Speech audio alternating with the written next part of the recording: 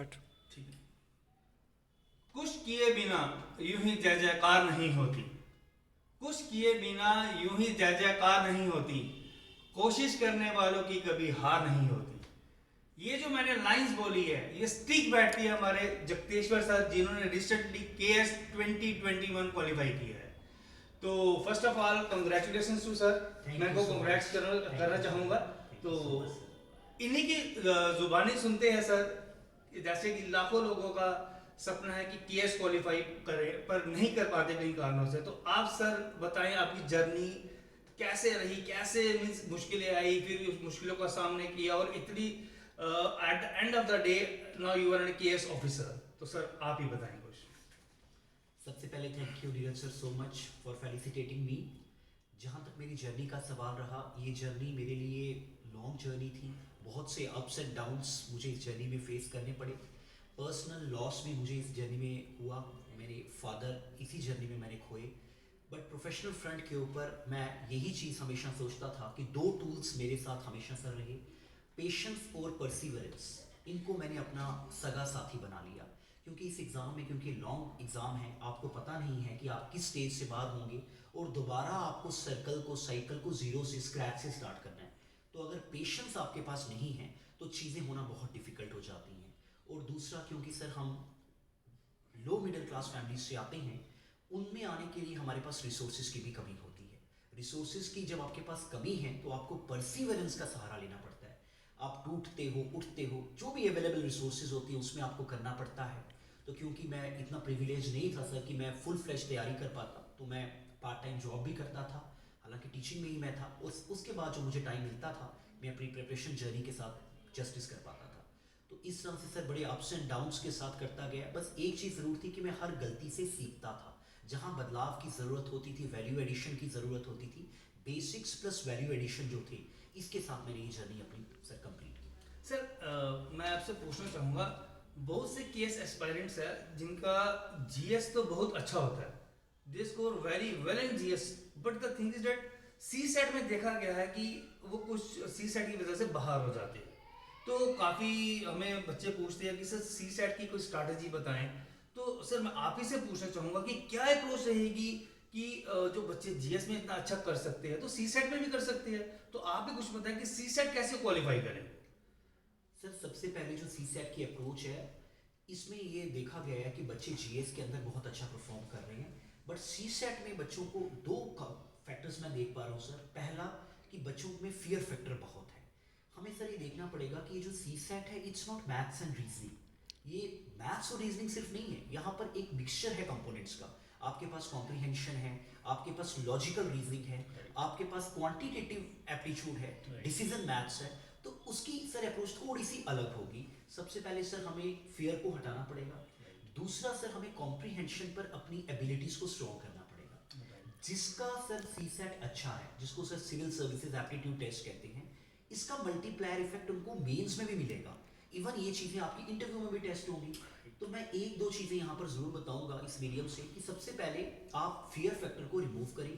दूसरा, अपने comprehensive skills को बढ़ाएं। बिकॉज जब तक आपका comprehensive ability skill set improve नहीं होगा, सी सेट को टैकल करने में आपके लिए हमेशा एक बड़ा रोड ब्लॉक जरूर रहेगा। तीसरी चीज, रीजनिंग को थोड़ा सा अपनी प्रैक्टिस में लाएं और एग्जाम एक सिमुलेटेड एटमॉस्फेयर में आप इसकी प्रैक्टिस करें। और उसके साथ मुझे लगता है कि कोई हर्डल बिल्कुल नहीं आएगी आपको करने में। और एक मैं ज़रूर अपनी तरफ से एक एडवाइस ज़रूर दूंगा, जो लोग मैथ से डरते हैं, बिना मैथ के भी सी सेट क्वालिफाई हो सकता है, प्रोवाइडेड आप प्रैक्टिस करें, कॉम्प्रीहेंशन को लाइटली मत लें, और रीजनिंग में जितना हो सकता है वो आप उसको अडेप्ट करें। तो सर मैं आपसे, अभी आपने CSAT के लिए बच्चों को बताया, तो मैं जानना चाहूँगा लास्ट टाइम भी आप हाईएस्ट स्कोर थे आपके इंटरव्यू में पर्सनैलिटी टेस्ट जो कि 250 मार्क्स है जो वेटेज रखता है।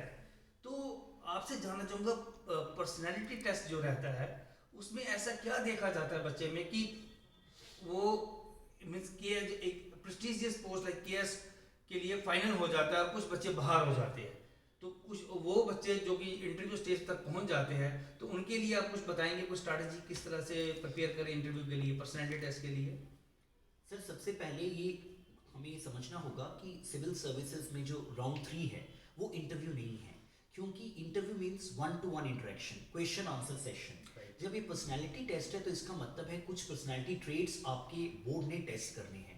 और the day when we born, जिस दिन हमने जन्म लिया उसी दिन से हमारी पर्सनैलिटी बनना शुरू हो जाती है।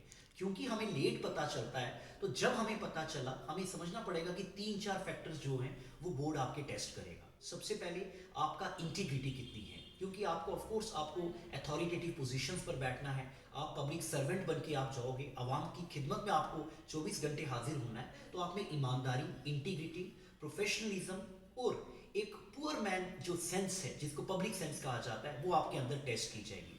प्लस मोस्ट इंपॉर्टेंट कि आप प्रेशर में कैसा परफॉर्म करेंगे, बिकॉज अल्टीमेटली चैलेंजेस, गवर्नेंस के चैलेंजेस तो बढ़ते जाएंगे। टेक्नोलॉजिकल इनोवेटिव ड्रिवन सोसाइटी में हम लोग जा रहे हैं, तो हमारे जो गवर्नेंस के चैलेंजेस होंगे day in and day out वो बढ़ेंगे, तो उसमें प्रेशर एक नेचुरल आउटकम होगा उनका। बट प्रेशर खत्म तो नहीं हो सकता, तो प्रेशर को हम बेटरली कैसे हैंडल कर पाएं, ताकि एक हम जस्टिस अपनी लाइफ के साथ भी कर पाएं, अपने सिस्टम के साथ भी कर पाएं, और अपनी जो जॉब प्रोफाइल है हमारा हम उसके साथ भी कर पाएं। तो मैं बोलूँगा एक इंटीग्रिटी, आपकी ऑब्जेक्टिव अप्रोच, आपका प्रोफेशनल कल्चर और आपकी ऑनेस्टी, ये 3-4 चीज़ें आपकी पर्सनैलिटी में होनी चाहिए।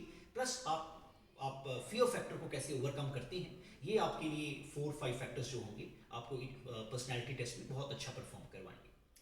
तो सर आपसे यही हम चाहेंगे, कुछ हमारे जो स्टूडेंट्स हैं, जो हमारे जो व्यूअर्स हैं, उनके लिए कुछ एडवाइस, जो कि अब जिनका एक सपना है to become an KS officer, तो कुछ एडवाइस उनके लिए आप देना चाहोगे तो प्लीज़ आपकी एक कीमती एडवाइस अगर उनके लिए हो जाए तो वो भी आपके नक्शे कदम पे चल के वहाँ तक पहुँच सकते हैं जहाँ पर आप आज हो। सर मैं ये चीज़ बोलूँगा क्योंकि मेरे से भी बहुत अच्छे बच्चे हैं जिन्होंने बहुत अच्छा परफॉर्म किया है, इवन यूपीएससी में भी करते हैं, हर जगह करते हैं, तो एडवाइस तो बहुत ज़्यादा अवेलेबल है उनके पास। बट हाँ, कुछ मेरे जो क्रिटिकल इनपुट्स वो ये रहेंगे कि आप अपने बेसिक्स को बहुत ज़्यादा स्ट्रॉन्ग कीजिए। बेसिक्स में आप शॉर्टकट्स मत ढूंढिए। जब मैं बेसिक बोलूँगा तो सर्टेनली मैं बात करूँगा न्यूज़पेपर। सबसे पहले एनसीईआरटी से भी पहले मैं न्यूज़पेपर पर फोकस करूँगा, क्योंकि गवर्नेंस चैलेंजेस में एक new governance paradigm, you require a lot of sense of newspaper handling, which is basically views making. You need to get muster enough to get a view of a particular issue happening around you. पहला आप वो करें, उसके बाद आपके basics में आप NCERTs वगैरह उस पर आप फोकस करें। थर्ड, आप कोचिंग ले रही हैं नहीं ले रही हैं मैटर नहीं करता, लेकिन जो मैटर करता है सर वो मेंटर बहुत मैटर करता है। पर्सनली नीरज सर का भी एक एज ए बिग ब्रदर मुझे हमेशा सपोर्ट मिला। मेरे डीमोटिवेशन में सर ने मुझे हमेशा एक पुश किया कि sir you can do better, you can do better. So मैं उसके लिए भी सर को थैंक्स करूंगा। और साथ में ये बोलूँगा कि आप एक मेंटर आपकी जर्नी में अगर आपके साथ होगा तो आपकी जर्नी बहुत स्मूथ हो जाएगी। आप इजीली उन बम्पिंग चैलेंजेस को ओवरकम कर पाएंगे। Toughness will be there, but आपको थोड़ा सा इसको स्मूथ करना है। प्लस सर मैं एक चीज़ और बोलूँगा कि ऑप्शन को ज़्यादा शिफ्ट मत कीजिए। मेरा पब्लिक एडमिनिस्ट्रेशन ऑप्शन रहा, जो कि इस साल उसका परफॉर्मेंस बहुत कम है। ऑलमोस्ट मुझे मिला नहीं कि सर कोई कैंडिडेट जिसका पबाड़ हुआ 3-4 को छोड़, बहुत कम था। तो इसलिए मैं ये बोलूँगा कि बट मैंने हमेशा पब्लिक एडमिनिस्ट्रेशन के साथ में गया, मैंने छोड़ा नहीं कभी। मुझे लगता था कि मैं जस्टिस कर पाऊँगा। और अपनी परफॉर्मेंस को चेक ज़रूर कीजिए। आप किसी के मेंटर के साथ चेक कीजिए, अपने लेवल पर नहीं होता तो किसी की एडवाइस लीजिए, बट जर्नी में आपको एक चेक्स एंड बैलेंस ज़रूर चाहिए और पॉजिटिव सर एटीट्यूड और अप्रोच।